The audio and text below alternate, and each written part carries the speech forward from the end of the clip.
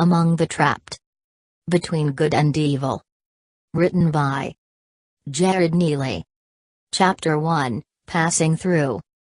Avil Dresburn began pedaling the vintage Western Flyer 10-speed bicycle along Peters Highway about a mile from her older brother's home when she suddenly realized how graceful the landscape had become. Whitened pillows of plush clouds soared above her as her eyes momentarily left the road. She began to contemplate her life as it flashed before her, rolling steadily along the smooth back roads of Lexington, Kentucky. The blackened concrete rolled underneath her rapidly as she hung against the bicycle staring out into the skyline. She pushed again, finally allowing the wheels to free coast sailing downwards towards a pond inhabited with mallard ducklings swimming atop the water. She admired them as she tightened her grip along the handlebars, suddenly tapping the brakes carving around a wide turn. Acres of wild wheat sprouted above the hills closing in on both sides of the old highway. Highway 31 had a single white line dividing the aging lanes full of risky twists and treacherous drop-offs. Avil peered into the distance as she left the road. Suddenly riding up a dirt path where the ground was gritty and rough underneath the wire spoke wheels of the burnt orange Western Flyer. Just a yard ahead a sign hung posted against a hideous birch tree. It appeared to be the only deformed among the flock, unpleasantly scribbled into the weathered wood in black paint it read as is, $650.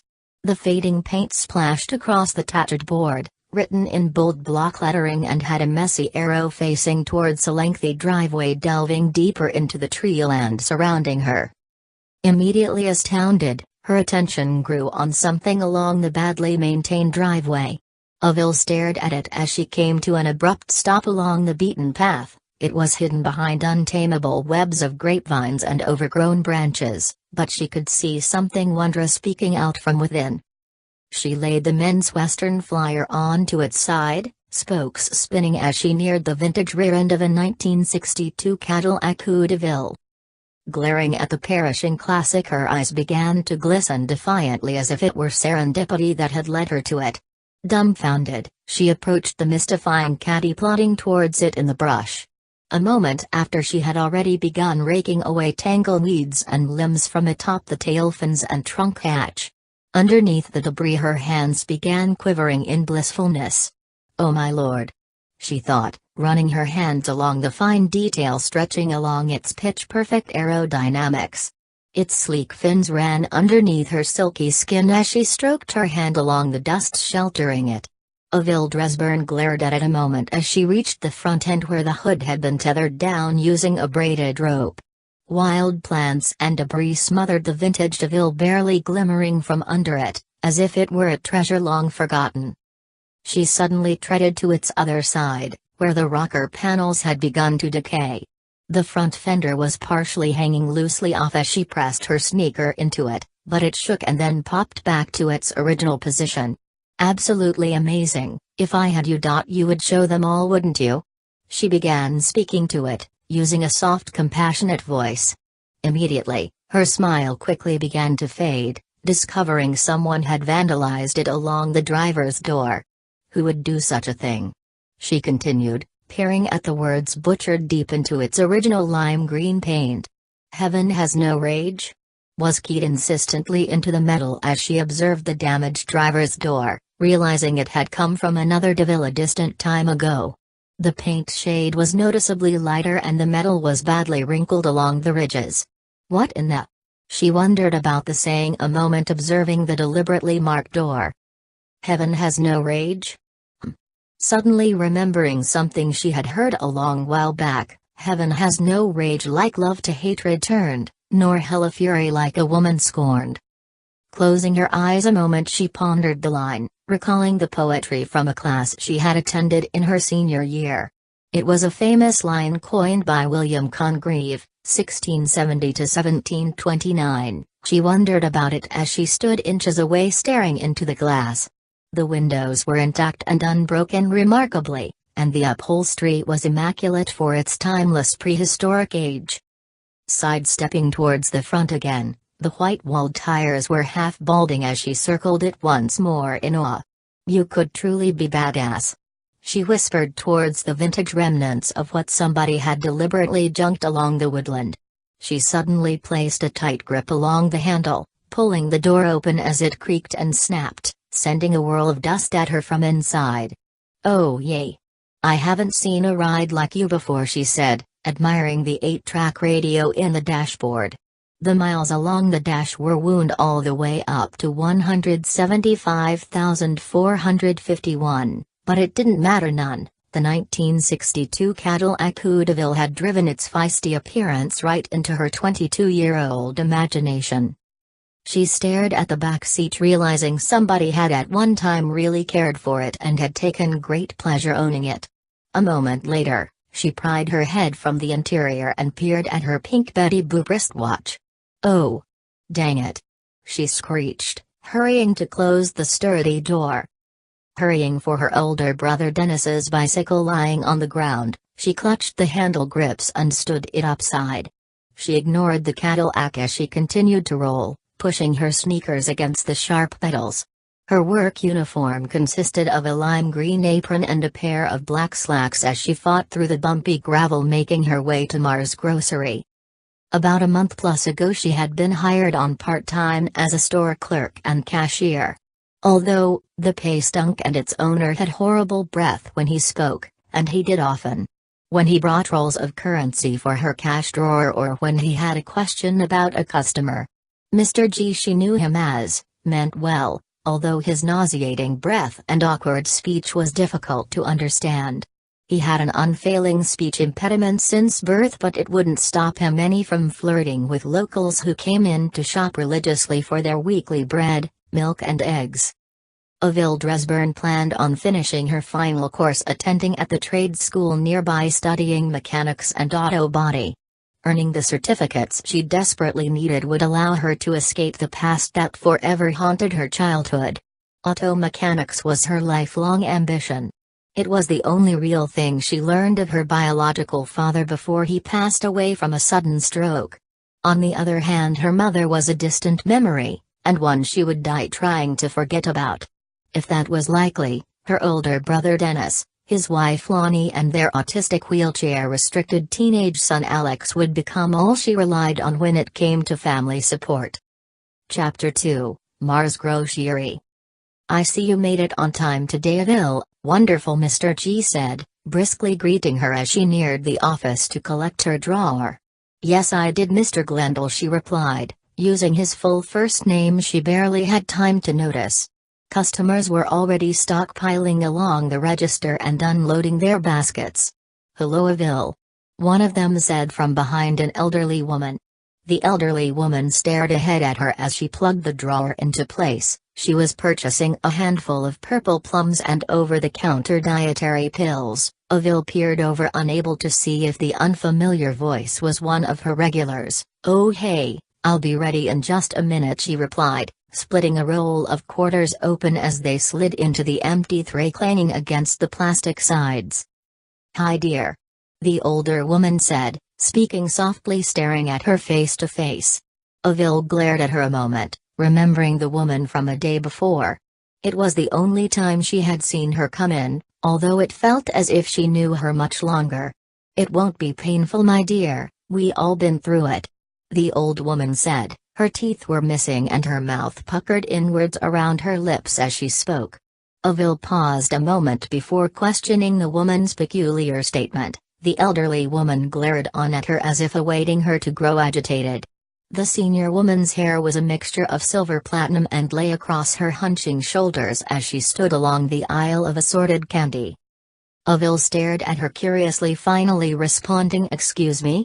You must be mistaken, Mum, I'm not pregnant if that's what you're insinuating," she said while gripping her items and scanning them before placing them in the bag holder. "You young ones have much to learn. We watch everything and see everything. It's a gift, you see," she said, slightly snickering, standing on the right of the lane with her hands clutched around the handle of a plastic green Mars Grocery basket.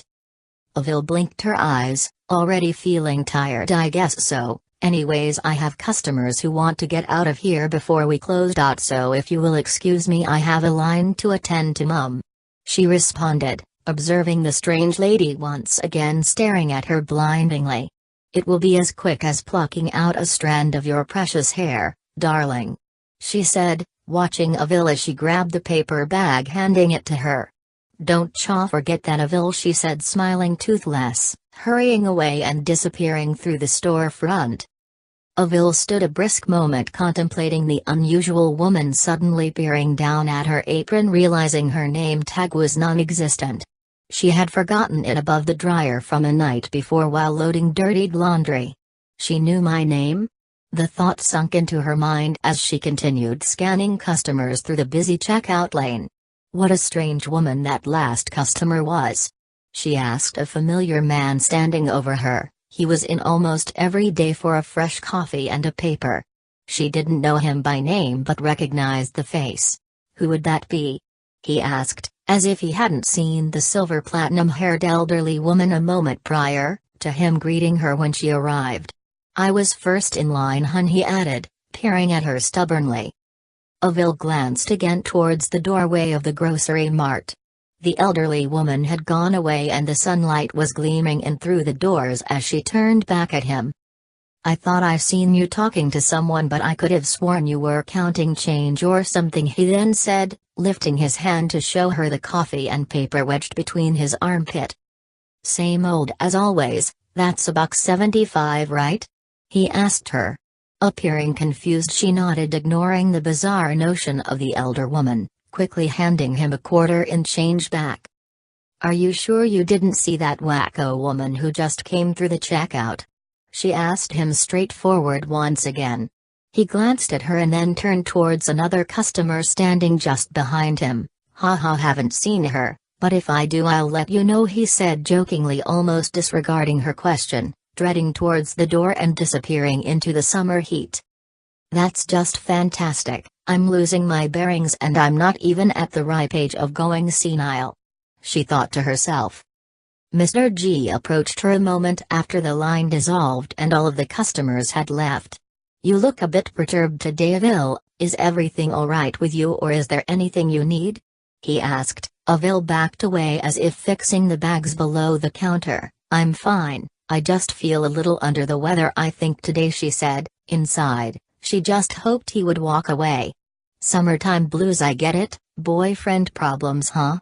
he asked, his hands grasped around the lean top, almost invading her space. She observed the pudgy sweat dripping from his forehead. "No. Haha, nothing like that. I'll be fine, no worries, Mr. G." She continued to arrange items underneath the register in an attempt at seeming preoccupied, but he stood another second staring at her and then left, wandering towards the back end of the store. The sunset gradually lowered behind the tall set of glass window panes facing out into the night. Avil stared out from her register. The store was isolating now, and Mr. Glendale had left her alone to lock up for the evening. She stood behind the checkout, glaring at her watch, revealing to her, in about a minute, she could clock out at the time card machine and drop the drawer. The doors locked behind her as she pulled them. Scurrying into the dreary nightfall, she treaded for her brother's Western Flyer, a yard off, propped against a towering load of emptied skids. The moon had eclipsed, overshadowing the rural country landscape of Briar Falls. Avil glared at the darkness concealing the countryside ahead of her. The road had turned inky and appeared lightless in the distance. She could hear the sound of leaves dragging along the road ahead, resisting against the subtle wind as she clutched the bars of the borrowed bicycle. Chapter 3, Infernal. Dennis Dresburn barely found time to ride anymore. Her oldest and only brother worked endlessly across town at a warehouse located not far from his 3-acre property. His wife of 8 years, Lonnie, worked alongside him there, although only part-time because of their 14-year-old son Alex depending on her much of the time. His severe autism was diagnosed years earlier as Asperger's syndrome. Alex spent most of his time perched against the seat of his reclining wheelchair sketching animated cartoons. He lacked mostly basic motor skills, such as his speech development and other, behavioral communication, skills, although oddly his talent for expressing himself through art came as a relief to both Lonnie and Dennis. Just after being tested among a group of other severe autistic candidates at the time, it definitely shed some light on the whole discouraging situation. Alex was unusually tall for his age and had leg braces stabilizing his growth, which helped transfer his unbalanced frame from his reclining chair. His hair was wavy and a golden blonde. Lonnie shaved it nearly to the skin because of his hindering tendencies for mashing his dinner against his face and hair. Sometimes it seemed as if he found amusement doing so, tittering inside as his eyes gleamed of overpowering joy, smiling as Lonnie jumped for a wad of paper-thin napkins. Dennis even appeared enlightened at the sight of him crash-coursing through one of Lonnie's homemade chicken dinners. The world had become too serious in a way, Dennis once stated afterwards. If everyone had a child like Alex, they would see the importance of allowing a sprouting boy to live a little. Let his wild side show some, why not, right? Avil swung her leg over the frame of the Western Flyer, balancing herself against the dark. The Mars grocery fixture was now off and no longer sprung of a spring greenish glow. She could hear the sound of an air conditioner just along the side wall of the shopping mart. It buzzed continuously in the background as she spun, peering out into the road once again. The uncanny silence swept over the motionless air. Her eyes stared ahead as she began to pedal out into the road, hovering along the shoulder. Along the shoulder of Peter's highway, hurdles of blooming dandelions covered the rising ground. On both sides of her the ground elevated and had broken off, leaving stones faltering onto the road before her. She pushed the pedals, noticing the stones silvering out, crunching below her. The road ahead slanted upwards, gliding towards the unseeable darkness. Behind her, Mars grocery shrinking in the distance as the night approached her, rolling steadily towards her home on the far side of Briars. Dennis and his family had given her a middle-sized bedroom on the first floor. Upon moving in a time ago, it had been a playroom for their son Alex. That was before Avil, before Dennis and Lonnie's reconciliation. A time when they both split up and tried living separate, which hadn't lasted much longer than a month. Alex was much younger then, possibly 6, and that was before they realized the never-ending struggles of parenting a troubled child. Swooping through the blackening night, she fixed her eyes along the hills ahead of her. Suddenly, out of nowhere, a blunt object blindsided her, ripping her from the Western Flyer as it flung across the paved road ahead and tumbled till it stopped dead. She lay along the road, inches from the grass, fighting to get up, but was in immense pain. Her leg was bent awkwardly underneath her as she desperately fought to twist over and stand, but was unable. Her nose was scraped during the fall, and her apron had torn along the shoulder strap and now hung unstitched against the concrete. She glared from side to side, seeing nothing as she ached, holding the road against her brush-burned fingers. She lifted her face from the ground, still holding her weight up using her palms. "Hello?" she shrieked, peering into the silence where only the dried leaves blowing in the distance could be heard. "Hello? I'm hurt," she cried, not sure if the injuries were more than bruising or if she had broken anything. "Is anyone out there?" she sobbed again, finally pressing her fingers against the dark road in an attempt at standing. Her thin frame shuddered in pain as she wobbled along the ground, sluggishly standing in the night. Her eyes traced the road until she noticed the bicycle lying abandoned in the road halfway on the shoulder. Where a squashed, dead carcass of a Zaurilla skunk lay untouched for God knows how long it'd been there. "Is somebody out here?" she asked, crying among the road with both her hands now trickling of blood. "Something hit me, I think I'm alright," she thought silently, wondering if she had collided with something in the darkness. She stared again at the bicycle and then began to move, slowly towards it in the sightless night, where the moonlight had turned a foggy grayish over the road.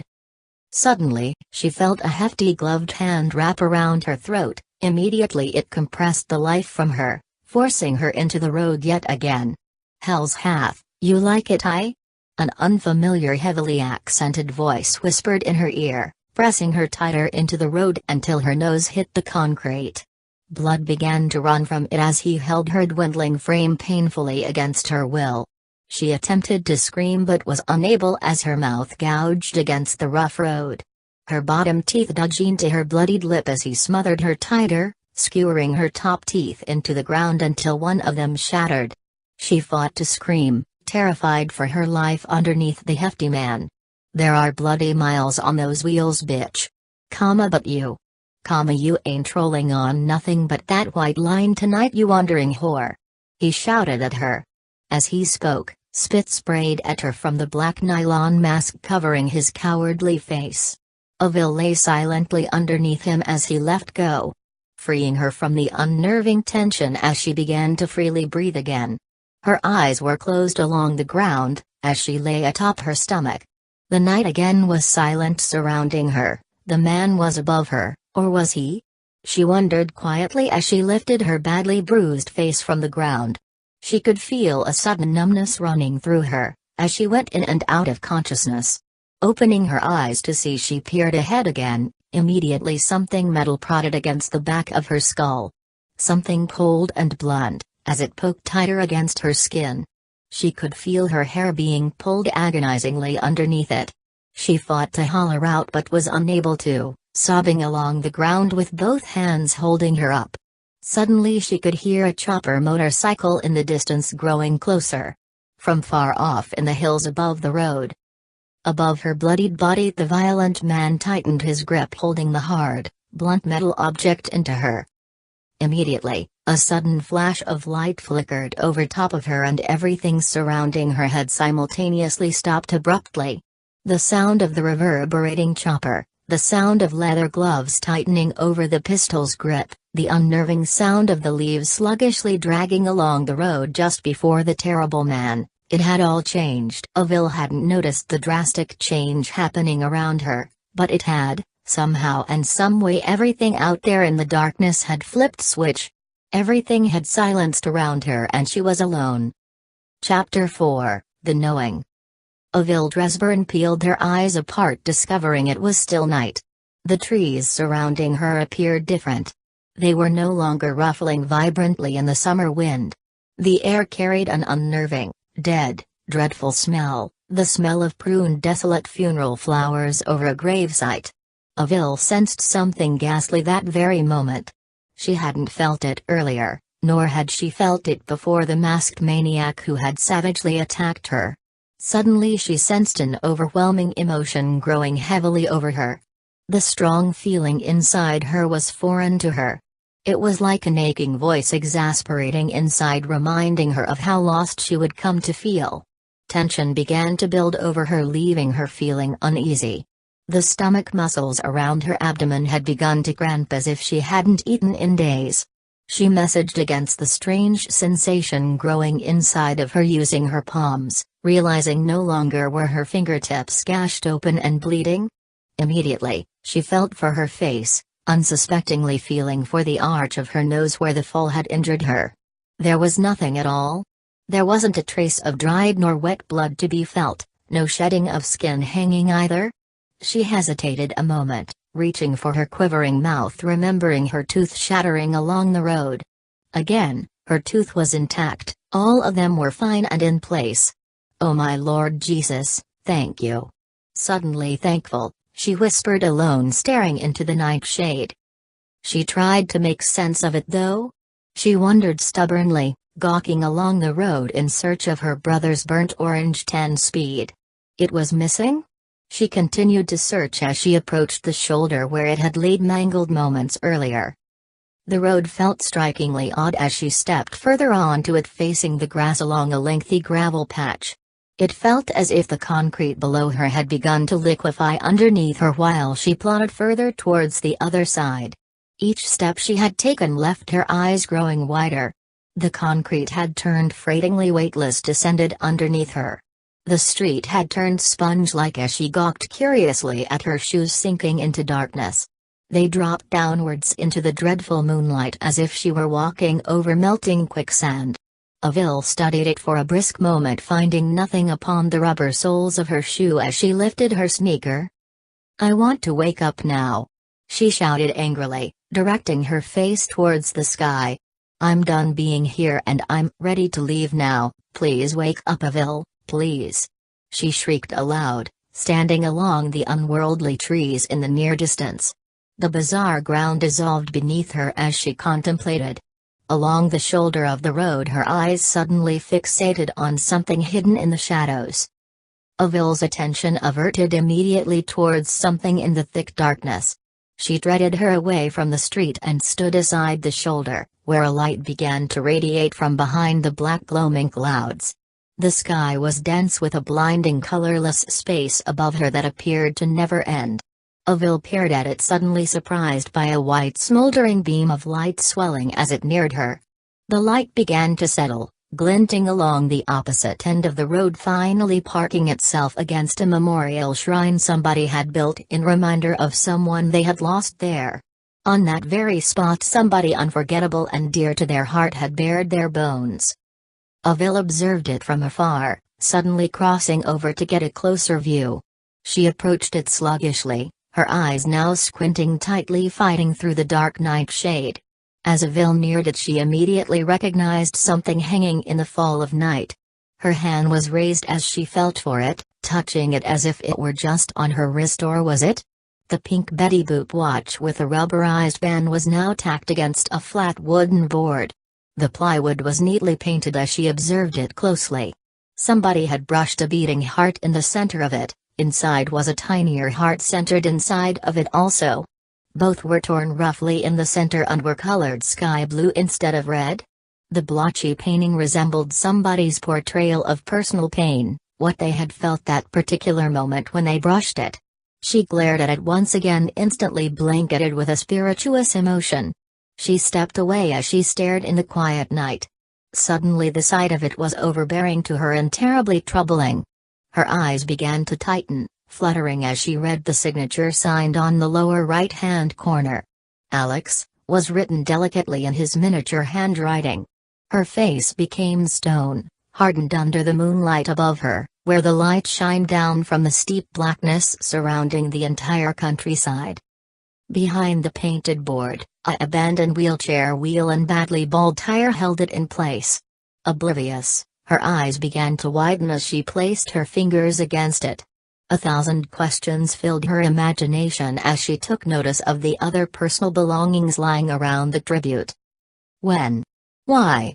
I'm still here. I'm not dead, Alex? I'm still fucking breathing, am I not? She thought to herself, standing alone. Alone was the feeling she had inside. It burned like acetylene inside of her, the thought of the dreadful shrine, all of it. Suddenly, she could hear a noisy engine nearing her in the darkness, but was unable to pinpoint from which direction. Immediately the souped-up engine vibrated towards her from in the far distance in the direction of Mars Grocery. Avil glared from the road, as she held her paining stomach. Its headlights flickered as it finally came into view from afar, behind the towering trees off in the distance. Its powerful pistons bouncing ferociously under its hood. She could hear its exhaust as it took off towards her.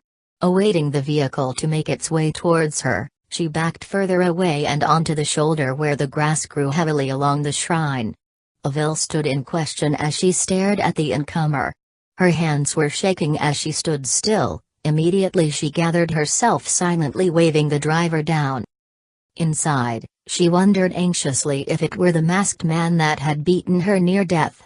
She began to shiver at the thought, debating to run into the woods or to wait it out. Her fragile figure shook fearfully as she stood still, as if she were made of stone just along the road. The car screamed, revving its scares as it closed in on her. A moment later, winding up the road, it swiftly dropped its brakes, slowing to a steady roll as it came towards her on the inclining stripe. She peered cautiously at it as it stopped dead along her side. Its headlamps beaming against the road ahead, the passenger's windows suddenly slid down sluggishly in front of her. "Hello? Would you like a lift, sweetheart?" A stranger's voice called out to her. She hesitated to reply, wondering if he too was out to get her or possibly harm her.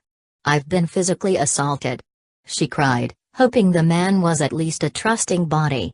"Can you call the local police department for me?" she cried, holding her arms tightly over her shoulders. The man hesitated. She heard a sudden clicking of gears and an immediate thump from inside, as the car rocked in park, and a heavy creaking door swung open across from her. The driver's side door. Her face went cold. Again. Paralyzed in fear of another brutal attack, she froze and was unable to move any closer. The tall Caucasian male raised above the car as he trekked around it, to get to her. "Avil? Is that you?" he asked her, finally resting against the car. He leaned against the passenger side fender, possibly aware of her growing suspicions. "I understand you're frightened," he said, pausing a moment, slightly nodding at her. "At one time I was scared too, but I somehow got over it. It just took me a little time," he said, using his hands to speak. Avil stared at him, shrugging her shoulders, not sure of him or what he meant. "I can see you're visibly distraught. I see this type of thing almost every time," he said. She stared at him and then the familiar car, recognizing it from earlier. Somehow, it didn't appear to be the same, but in another way it was. Otherworldly, it was genuinely identical to it. The lime green paint glistened magically behind him as he spoke. Avil Dresburn eyeballed the man, wondering if in some way she was the most unlucky girl alive. Running into two psychotic lunatics in one night. The thought ran across her mind as she stood silently in the dark. He then pointed to the car behind him.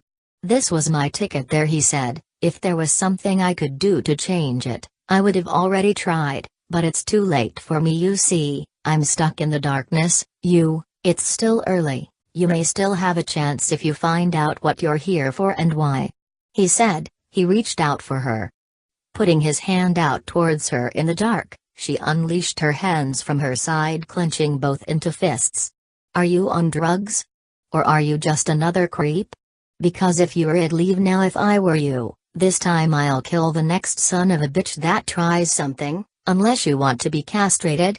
If I were you, I'd keep my hands in my pockets. I won't allow it to happen twice, you hear me?" she shouted nervously at him. The man stared towards her quietly, his face was suddenly blank. He then lowered his hand back into his left jeans pocket. "I promise you I'm not one of them," he then said. "I'm just a scared old dog who made one too many mistakes already." He then added, "Come here, Avil, and take a peek at yourself in the side mirror," he asked her. "I think you will get a better understanding if you do." Avil kept smug as she listened. He had dark brown hair that dropped in front of his eyes as he spoke. His face was clean-shaved and slim, although he had a dominant chin that muscled outwards along his bony face. She watched him as she stood contemplating. His frail body was lanky and towered above the roof of the dynamic car. He was wearing a black leathered biker's jacket with a patch stitched on the one side, along with a tight-fitting t-shirt underneath it that was white with an American flag ink pressed against the front. Above it was a pair of racing slicks and words written in dust: "Hot Rod Gimme." His jeans were full of thread-bearing holes in the knees, and he wore a dark red bandana tied taut around his left knee. He appeared to be around her age as he stood glaring at her in the shadowy foreground. But it was weird, he called himself an old dog, but he wasn't. Not now. He was a younger man around her age, possibly. She thought about the words he used. Something just appeared to be off-putting about him, but she couldn't place a finger on it.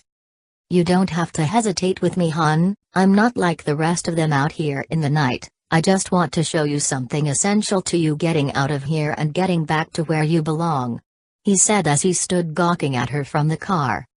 A moment passed as they stood on opposite ends. She took another step inwards, approaching the gleaming Cadillac DeVille parked stationary along the mushy road. Her hands were clenched as she neared him. The man was standing against the passenger side quarter panel of the car as she slowly made her way over. Avil stared at him cautiously, leaning over into the front passenger's door for the side mirror. Instantly, peeking nervously into the glass, she panicked, falling backwards in disbelief. In unspeakable horror, she suddenly stumbled, slipping to the ground beneath them. She landed forcefully onto her back, flat along the hard road, sobbing uncontrollably. "My face, how is it? I'm unable to feel anything." Gripping her face, she felt for her injuries, unable to sense anything disfigured, but she was. What in the world happened to me? My forehead's covered in fresh blood, oh my. Dear God. She wailed and grieved as she stood again, appalled by it. She suddenly deserted the man and his heavily built, hot rod car. Frantically she began hiking towards her brother's home, ahead of the Cadillac's headlamps, ahead of the unknown, ahead of the only help she knew. It was useless. You were murdered, Avil. I'm sorry, but you were physically beaten. It happened, damn it. You were executed on this very road. When they recovered you, you were already gone. He then paused as he stared at her along the ground. There wasn't any time for the medics because you weren't discovered right away. They tried desperately to revive you. I watched them try, damn it. I'm sincere when I tell you this, Avil. I watched the whole thing as it unfolded in front of me. That's what I do, I watch, but the others. They are not as forgiving, they are evil and want to drag you away. He leaned towards her along the leaf-covered ground. Now give me your hand and I'll do anything I can to get you away from all of this. Avil peered into his eyes yet again, ignoring his gesture. Back up now, she demanded him, shouting as she stood up. You can't walk among them like this. He whimpered towards her as she turned away, but Avil ignored his pleads, hurrying into the darkness ahead. About 30 minutes after trudging through the thickness, she approached the red farmhouse where Dennis's 1972 Volkswagen Combi camper van was parked beside Lonnie's.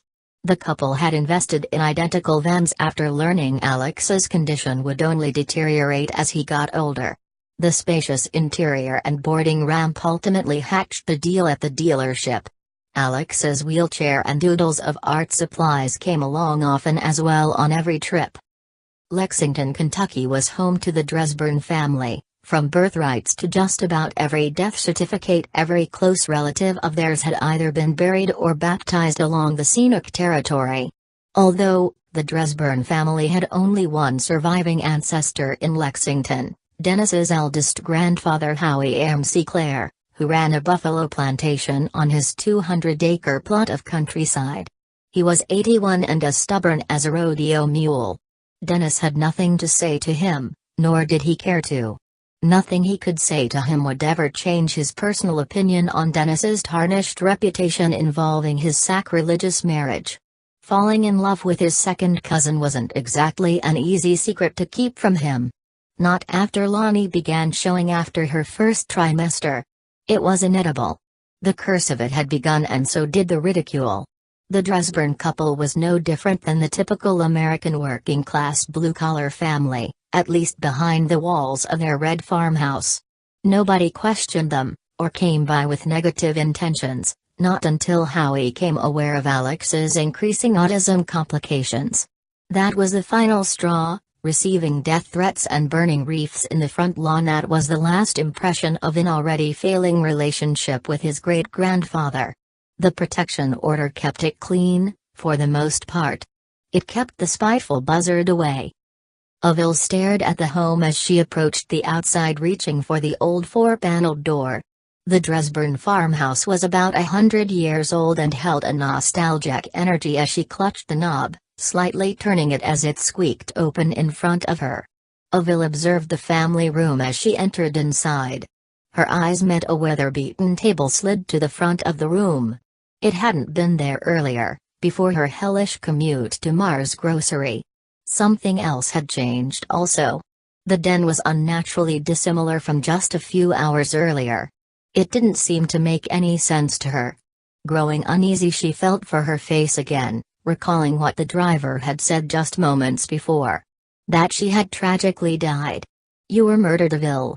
She could still hear the forewarning voice of the young man in that strange, poignant car. His words echoed through her mind, rapidly dying off as she studied the wall on the far side. Unexpectedly, a masterful painting hung of her. A portrait she had never seen beforehand. She familiarized herself with it, realizing Alex's sense of understanding. His unique way of characterizing others. His creativity flowed through the painting, revealing a side of Avil she hadn't quite seen in herself. As if Alex knew something extraordinary, something secret about humanity, and how he presented much differently than what his burden had allowed him to see. She wondered as she peered at it hanging against the off-white wall.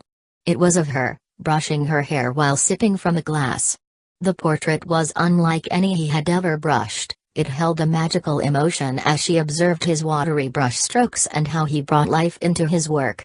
She momentarily smiled as she inched her face near it, still able to smell the fine paint. Her eyes widened as she stepped backwards, still admiring Alex's painting. Something along the backdrop, behind her along the portrait, caught her attention off guard. She came closer as her eyes glared into the glossy texture, where the number 3 was carved neatly into her forehead in a pale peach shade of water-based paint, barely recognizable to the human eye. As if Alex had an ongoing agenda, something valuable to say? His unyielding autism was a difficult process nobody seemed to have answers for. What was he getting at? In adding the numeral 3? She contemplated briefly as she left it heading for the upstairs. "Dennis? Are you here?" she called out, listening to the silence ahead of her as she crept up to the second-floor landing. She swiftly turned her attention on the door to her right, Dennis and Lonnie's bedroom. The door was cracked slightly entering and she realized she was alone. She felt the distance growing as she stood in the vast room, full of period pieces her brother and his wife had collected after taking their honeymoon flight to Barcelona. A place both had dreamt of visiting for a long while after dating off and on since reconnecting at a reunion years before.